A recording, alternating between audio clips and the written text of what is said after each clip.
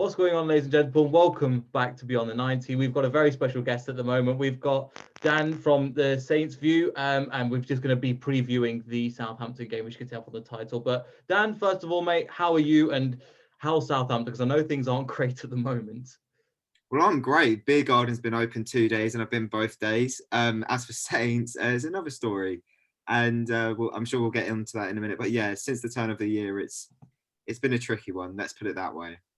Yeah, it's so strange that you pretty much went top of the league, and then if it was only for a day, and then it's just been downhill ever since. And not trying to dwell too much on that, because we've seen similar things happen to Leicester City, but also I just want to get your perspective on how the media's been portraying it, because at one point Hasselhutter was linked with the likes some of the top six jobs in top six jobs, with the likes of Arsenal not doing so well and so forth, and now things have just completely changed. I just want to get your take on that since you went top of the league. I think we said it off camera. I think the media at times have been a bit unfair on Saints. I think as soon as we lost 9-0 again to Man United, they were starting to lick their lips at the fact that the same team has lost 9-0 again, regardless of what actually happened in the game and how kind of everything went wrong for us that night. But yeah, it's at the end of the day, they've had a reason to criticise Southampton in the sense that we've lost 11 Premier League games out of our last 14 since we beat Liverpool. You know, it's been a massive turn. There are numerous factors that have led to it, but some of them has just been a case of, you know, not even the fans know what's happened. Maybe something's happened behind the scenes. We don't really know at this point, because when it was a case of, okay, we've lost 4 or 5 in a row, it was a bit like, well, okay, in this one we were unlucky with refereeing decisions, in this one we had injuries, in that one we just didn't show up and the other team wanted it. But now when you lose 11 in 14 and pick up 7 points in that time, you know, you've got to question the players all individually, regardless of who's been playing well this season. You've got to definitely criticise and question the manager. And you kind of, for me, I'm thinking there's something going on behind the scenes. I really don't know what it is, but there's just no confidence. There's no spine in that team. And I think we're very lucky that we had the start that we did. Otherwise, we'd be facing probably a relegation now. Yeah, I think you guys are safe. I mean, there's definitely 4 or 5 worse teams than you in the league at the moment, even with on current form. But I'm just coming back to, obviously, we'll just come on to obviously the West Brom result recently. Did that kind of sum up the recent form of games? Because obviously they beat Chelsea, but again, to lose to West Brom, it's kind of something that you probably didn't expect. It's not the fact that we lost to West Brom, it's the fact that we lost 3-0 and it should have been more. Look, at the end of the day, we said it off camera before we started, we're pretty much just playing for the cup now. I personally think we're safe. We're not mathematically safe, but I do think just one more win would do it for us, get us to 39 points. But we had the conversation over on our channel before the West Brom game as to how to approach it, because on one side, and this is probably what I would have preferred, obviously hindsight's a wonderful thing, and we went and lost 3-0 with our strongest possible 11, but I wanted to see a bit of rotation. You know, there was a bit of news that maybe Walker Peters could have been a doubt. Obviously he played, and when you've got players like Walker Peters, Ings, Armstrong, who are key players, and they've had their recent injury struggles pretty much all season, for me, I just would have saved them. I would have accepted the fact that that we've got this semi-final to come and it's the more important game. But other fans were arguing that, you know, if we'd beaten West Brom, then we'd be saying with a lot more confidence that we are safe. But they just wanted it more, to be honest with you, mate. They just wanted it more. We didn't show up. For me, worst performance of the season. Forget the 9-0 or whatever against Man United, because that was unlucky in some areas. But that on Monday night was just woeful in every single department. Yeah, that's so strange to hear, because again, we had the same thing with West Ham. Obviously, we've lost 3-0. It could have, and the worst thing is, it could have been more. Then we turned up a little bit at the end, but it was too late. And we'll probably get on to a bit on your channel, so I'll make sure to leave in the description to the video and your stuff there. But yeah, we had a similar thing with West Ham on our end, where we just fell apart, and it was just so strange. But yeah, one thing I was going to point out, you kind of touched on it already, was the full strength squad and the fact that you're going full strength for this. And it obviously shows that we're coming into the last period of the game now, and putting out a full strength squad this week, and then obviously next week with this semi-final, Do you think Ralph Hasenhüttl will go for it and will right, we'll hopefully we'll get through as you were saying, 39, 40 points, then push on to the next level and continue from next season. But what do you think coming into this game, as in regards to Southampton? Do you think they're all waiting on this result? Yeah, absolutely. And I do think we're going to show up on Sunday. And if we don't, then again, very, very serious questions have to be asked, because the last couple of weeks, well, to be fair with you, mate, the whole kind of 2021 so far has all been riding on this cup run. You know, Ralph said before we played our third round game against Shrewsbury back in January that he wants to prioritise the cup. It's a great opportunity to win a trophy. And in fairness, you know, we've had a mixture of good performances and luck with our draws. And now we've got ourselves to the semi-final. And this is, you know, we're knocking on the door of winning our first trophy in 45 years. So it is a massive deal for the football club, regardless of the fact fans aren't going to be there. But yeah, Ralph absolutely will take it seriously and put out his strongest available 11. Yeah, well, that would be obviously ideal for both teams as well, to put out the strongest 11 as them two are coming together. Obviously, are they going to set up the same way? There's kind of been like a 4-2-2-2, 4-4-2 that they're playing. Is it the same thing?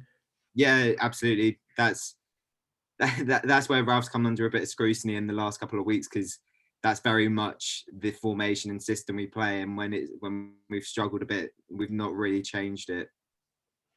Yeah, that's one of the problems as well with having, as we know from Claude Puel era, he doesn't change everything to bring it back to him once again. But yeah, just throughout that, obviously, how are you feeling coming into this cup run? Is this it's obviously as fans you want to get through to the next round, but obviously you're coming up against tough opposition against us, but I think you have got the opportunity to beat us if you play correctly. If you all go for it like we did at home last season, you went for it and you smashed us with it. Could this be another situation where if the Saints turn up, they could just overrun Leicester? If Saints turn up and Leicester don't, Saints will win the football match, in my opinion. I think Leicester are a very, very strong side, and a lot of fans are really nervous that actually it's not just going to be a beating on Sunday. It might be a convincing Leicester win. But at the same time, I feel like they're not just yet at that level where they're going to be winning games like this, even when they play badly. I do feel like if it's our game and it's not yours, then we will win the game. For me, it's been a really strange one, because alongside all these good results in the cup, we've not been picking up points in the league. And it kind of feels like maybe for whatever reason, it might be written in the stars that Saints get to the final. You know, obviously that's me being optimistic, but it feels very similar to our run to the League Cup final a couple of years ago, when we were drawn against Liverpool again for 2 legs. No one gave us a chance, and we won both games 1-0 and got to the final. And it felt like it was written in the stars that we win the competition, and we just fell a little bit short in the final. But yeah, I do think that if we show up and you guys don't, then we'll win the game. Yeah, it could be the case again.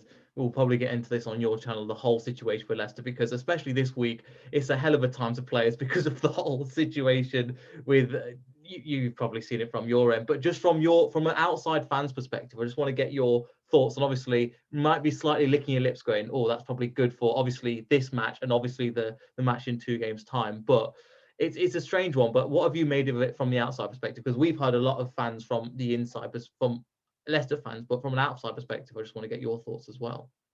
On the Madison Chowdhury thing. Yeah, that one. Yeah. Okay.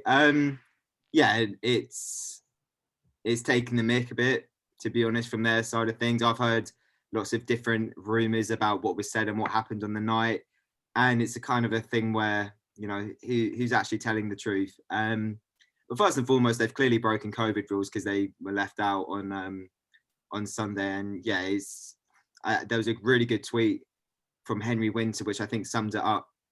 The Times chief football writer saying that's probably Madison's last chance to go to the Euros gone now, which you have to kind of agree with at this point, which is a shame from an England perspective, because I think he's a cracking player.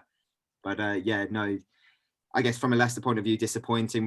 Brendan Rodgers obviously said how disappointed he was, but from our point of view, it sounds like those 3 players are going to be back in contention for Sunday, which particularly Maddison and Perez, isn't good reading for us.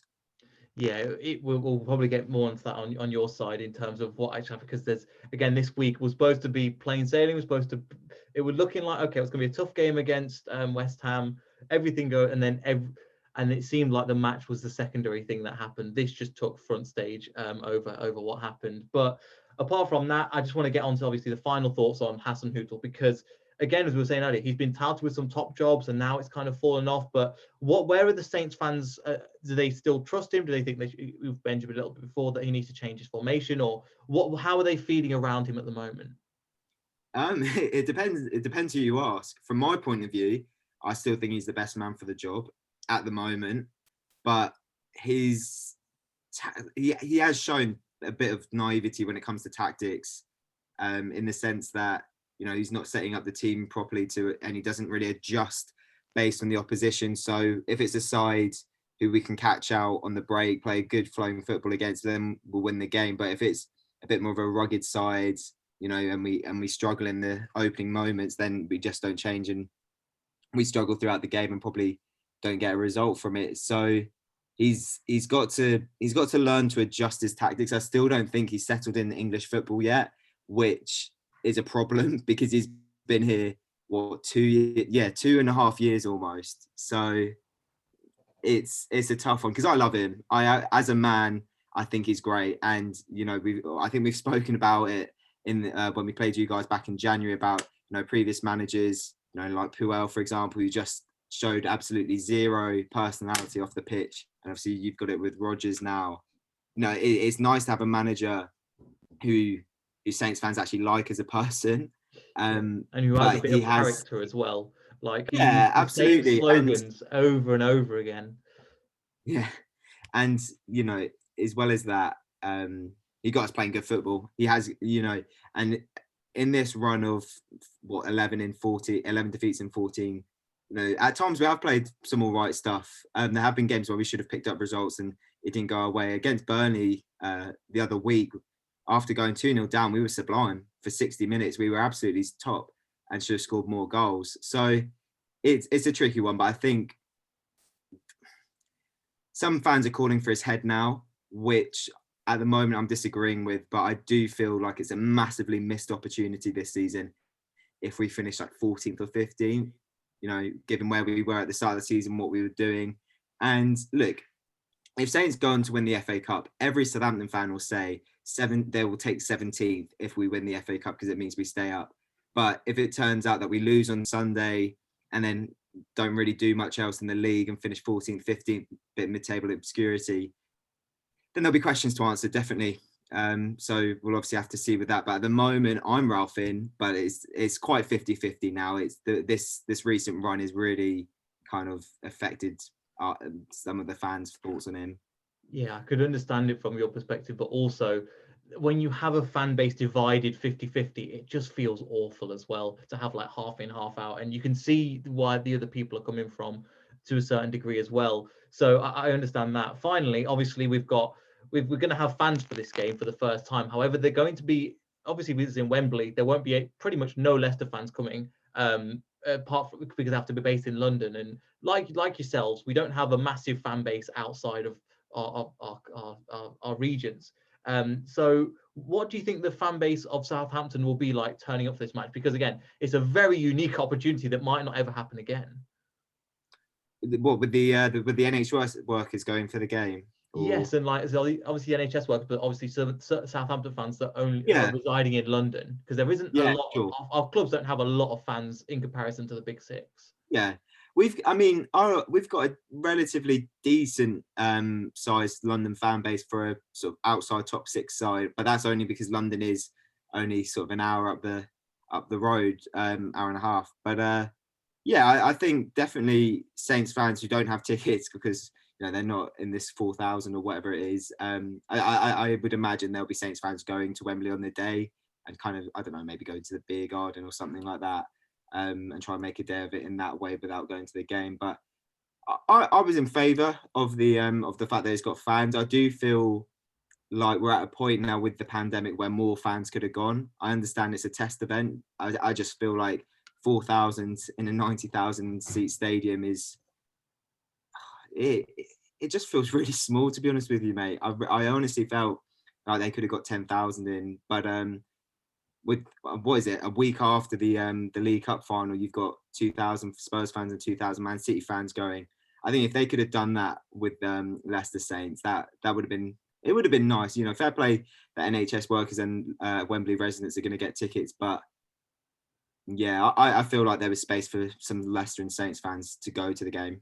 Yeah, in some kind of social distance. Anyway, do you know what? We're coming towards the end of it now. Let's hope that we just all wrap this up. We can finally get back to games. I know you've been going to a few of the games as well, and obviously the atmosphere within the grounds is completely different now. Is it kind of become a new norm for you, obviously, because you go to some of the games? Yeah, it's in a really strange way. It is the new normal. You know, I'm used to it now, the whole behind closed doors thing, because I mean, obviously, I'm doing it from a press point of view, so it's not really as a fan. I'm neutral for these games, but yeah, it's not nice. But at the same time, I've kind of gotten used to it because it's been all season. And the weird thing is, which I guess you can use as a positive, is you can hear everything. You know, on the touch, if you're close enough, you can hear on the touchline. You can hear some of the players, which kind of makes it a bit interesting. You know, I like those sorts of things where they put cameras in and around and you can kind of get first-hand access on like different footage and stuff. But look, I'm optimistic that next season's going to be a bit more normal. You know, whether it's full stadiums, we don't know. But yeah, I want fans back as soon as possible because it just isn't right at the moment. Yeah, definitely agree there. And yeah, just finally, A, thank you for coming on. And B, where can the people find you again? The link will be in the description for you, but just a quick shout out for yourself. Yeah, the Saints View. So at the Saints View on Twitter and Instagram, and of course on YouTube as well. Saints fan channel like yourselves with Leicester. Yeah, so subscribe if you want your Saints content, basically. Yeah, and make sure to check out the channel. We've got a video over there on Dan's channel as well. So make sure you go to the Saints View. But yeah, thank you, Dan, for coming on. Make sure you like, subscribe, everybody, all that good promotional stuff. And we'll see everybody in the next video. So goodbye.